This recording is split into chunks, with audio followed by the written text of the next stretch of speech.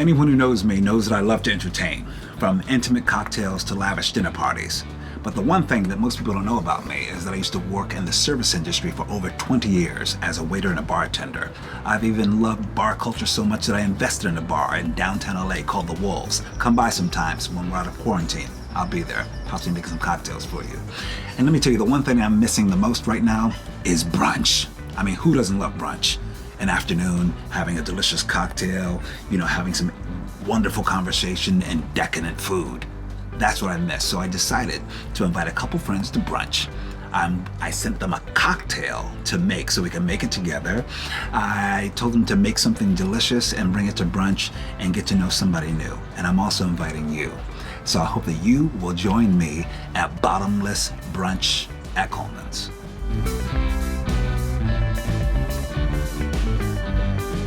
Look who's joining us for brunch today. We have the incomparable Niecy Nash and the ever so effervescent Mo Collins.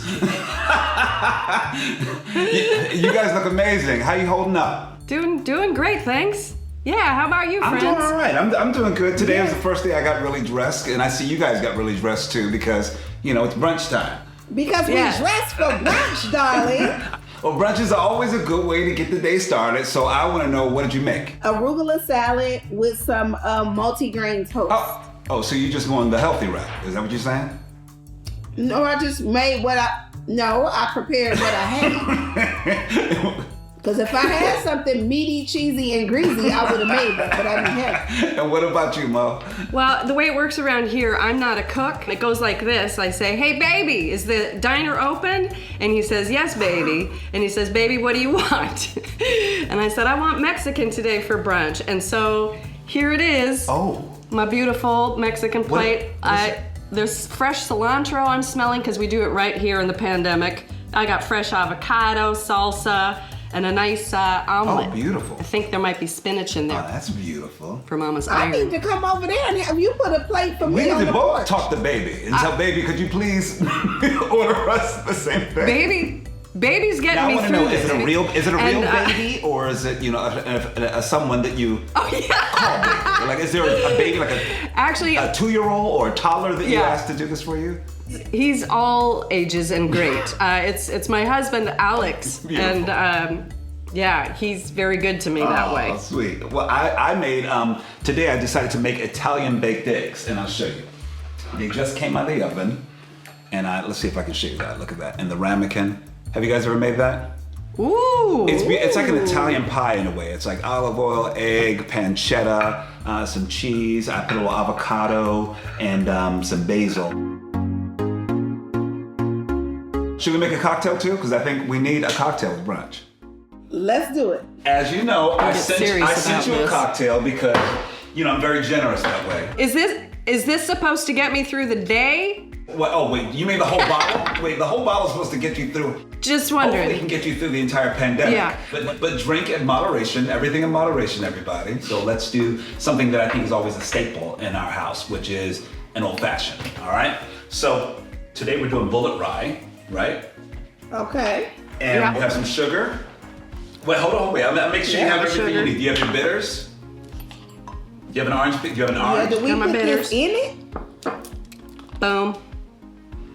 Okay, I want you to grab a rocks glass. I have a jar. That's the closest I could get to a glass like we I think need. that's perfect. That works out well. It's a jar, but that's the white trash in me coming We're out. gonna make a white trash old fashioned. I live for all of that, okay? Dig it. So what you're gonna do is you're gonna drop your sugar. So I'm gonna do that. I have my simple syrup here. Cool. Okay. And then you're going to add 3 dashes of your bitters. Grab your bitters. What's a dash? This is a dash. Pop, pop, pop. Okay. Just pop it in there. Just go pop, pop, pop. Pop, pop, pow. Here we go. Now, I want you to grab a large ice cube. Do you have a large ice cube or just regular ice cubes? You have or a block? I got one in here already. I came prepared. This is the traditional way to make it. The way I also make it is this, and I'll just change it up, but you can stay with me. I will cut my orange and give a slice. I'll put it at the bottom of this baby with the sugar in there, and I will muddle that orange, okay? So you can do that if you like. Okay, put my rocks cube in here, look at that, beautiful, clean hands. Hands have been cleaned. Then we're gonna get 2 ounces of your mighty Bulleit Rye. Ooh, it smells good. It's getting there. It's going to be even better, okay? How much of this do we put in there? Alcohol? You want to put 2 ounces. So basically, if you do you have what do you have there? Do you have a tool? No, I have eyes. Well, if you have eyes, you want to do a count of 4. Well, I feel like I only did 3, so let me. Well, you know it's brunch, so you can do as much as you want. Great. And then you're going to take your spoon and stir. Now, a wonderful way of bartending, you'll just keep it a little loose in your fingers, but you don't want to dissolve the ice. Ooh. Can I taste mine We need now? a special toast. This is a toast for good friends, to health and happiness, and everyone out there, especially the frontline workers, doctors, healthcare workers, and everyone battling through all this, all right? Yes. Cheers. Yes. Cheers. Cheers to your health. By the way, everybody, you can also, if you want the recipe, it's on amc.com/brunch. That's good, y'all. I want to get to know you guys a little bit better, okay? And I want you guys to get to know each other. So feel free to pipe in. If I ask a question, feel free to pipe in. Mo, but how'd you go from Minnesota to being on television shows like Mad TV? Well, I started doing Dudley Riggs improv sketch theater up in Minneapolis, and that's where the checks started coming in, right? And so it's like, oh, okay, it's still going. Wait, were you a funny kid? Were you a funny kid? Did you just knew that? Did you have an impulse that you were like? No, I wouldn't say I was funny. I would say I had a good wit, but I was painfully shy. What about you, Niecy? I feel like, without a doubt, if I don't know anything else about myself, I know I'm funny. Mm-hmm. And I know that for me, funny was innate. It wasn't something that I could learn in a class. I've been funny since the day I came in the world. However, I did not know that comedy was a gift. Hmm. I because it was something that I always got punished for. Like I got pinched in church for telling jokes, or put on punishment because my report card said talks too much. And my mother was like, well, what were you in there talking about? And I'm like, I was telling jokes. No, ma'am. But hold on one second. But let me tell you something. The thing that I've gotten to know about the two of you is that you're both two of the funniest people that I know. And you have great capacity to be such great dramatic actresses, because you're like actors that I feel like that I've admired, like let's say Gilda Radner, who I felt like you've got to know sort of like the tragic core of a character, right? To be funny. You know what they say. They say that people who can make you laugh can make you cry. And to be honest, I look at what was going on. If I had not been gifted Fear the Walking Dead and given that opportunity, and let's be clear, Sarah, my character, came in via comedy. Yeah. She was based on Gina from 40-Year-Old Virgin. So I got this because of my comedy, which I just absolutely love. I feel like I was in a scene with you, one of your early scenes where you had a dramatic scene when we were on top of that fire hydrant and that dude Jimbo was going to jump or something. Oh, yeah. And I feel like I was watching you actually take the reins of that. I feel like I firsthand was able to watch the dramatic actress, so kudos to that.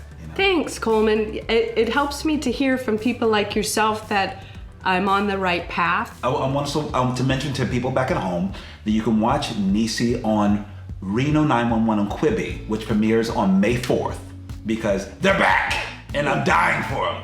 Dying! I love it, and you know what? I take sole credit for the reason why we're back, and I don't care what Go ahead. Take it. Come on. I take the credit because I would email the cast 3 times a year and be like, hey guys, hey everybody, let's get back at it. And I feel like I kept putting it in the universe. So when we finally found a tiny window, I was like, you're welcome. Because we need to laugh right now. We need a break. Yeah, I'm happy that Reno could come back like an old friend. Back like we That's never exactly left. what we need right now. I feel like, especially right now, we want things to bring us comfort. I want to ask you both this question. First, Niecy, who were your heroes growing up? The woman who inspired me to be in television was Lola Falana. I saw her on television. Oh my God, I love Lola Falana. She was the epitome of beauty. I love Lola Falana. Yeah. Oh. Listen, I saw her on television when I was 5 years old and my eyes crossed. And I said, Grandmama, who is that? She said, baby, that's Lola Falana. And in that moment, God stamped on the canvas of my imagination my destiny. I look at my grandmother and I say, I want to be that. I want to be black, fabulous, and on TV. Wow. Wait, now Mo, you told me something that Niecy said something to you years ago that had a profound effect on you. What was the nurse show you did? Oh, it was called Getting On HBO. Getting On. So there was the audition for that day. I almost didn't go just because I really was having a bad sick day, and this was back when, you know, I was really undergoing cancer treatment stuff, and I probably shouldn't have gone based on how I was feeling, but you know, the part that I was reading for called for like very plain, like no just tight bun, you know, not attractive, and I was having a real hard health day and not feeling good, and we were outside in 104 sitting and waiting for an hour. Yeah. And I think you sensed that I wasn't doing so well or having a tough time, and you reached right in and you just said all the right stuff. I will forever remember that moment, because that was just such a day of grace, if you will. And then I got the note from my manager, Mo Collins has lost her beauty. And I thought, oh, okay, no, I'm the opposite here. And Niecy's proof of it. I'm so glad that I could be there for you on that day in that way. And I will tell you, I am my sister's keeper. You know what I mean? I mean, because what I do, you know, my job is to be an actor, but my who is to be of service in the world. And you were of great service that day. And so subsequently, when you booked it and I saw you on there, I just thought, well, that makes absolute sense. A lot of us, we didn't get into this career because we thought, oh, I want all people to look at me. But I think we're like, how do we want to reflect humanity? And I think you two are like shining stars in that way. And I think that's why you're so successful in what you do and why people flock to you and always just say, please do that. You're making them feel something. I thought it would be nice for us to have a little show and tell. Show me yours, I'll show you mine. Okay, I know, not your bits, but Mo. All right, when I was a kid, I always loved show and tell, and I think that tells a lot about a person. I thought it'd be fun to do, so let's start with Mo. Would you want to give us a little show and tell? I collect heart-shaped rocks. So I just brought one to show. This one is just real pretty. It's almost like multiple hearts in one, and I love them because and I can never go looking for them. They don't show up. What about you, Niecy? I got this for my children. I made a photo album. I don't know if you can see them on it. Yeah. Okay, so I made this photo album full of like different things that happened within the last year. This moment right here was one of my favorites because that's when I got my star on the Hollywood I was right Walk there, of Fame. yes. Oh, I was there on that beautiful day.